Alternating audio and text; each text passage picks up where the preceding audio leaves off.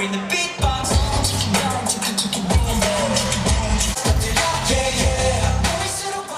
小朋友的热情舞蹈之下，南方购物中心圣诞点灯公益活动热烈登场。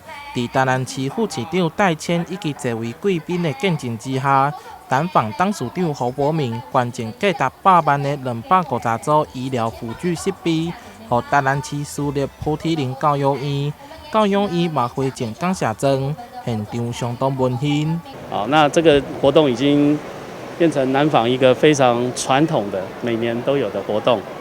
我想每年侯永都基金会这个一些义行善举，都可以温暖我们社会的心。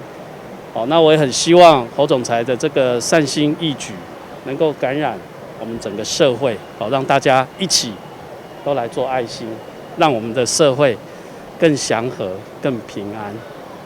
那我想，只有社会祥和平安，国家就一定能够安定富强。好，谢谢今天大家到场来共襄盛举。5、4、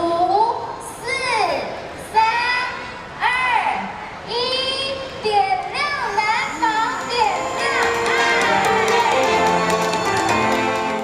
今年的圣诞节，南方甲超人气角色卡纳赫拉合作，打造13米高的圣诞树仔，周边也有大型的红仔以及装置艺术，提供民众拍卡翕相。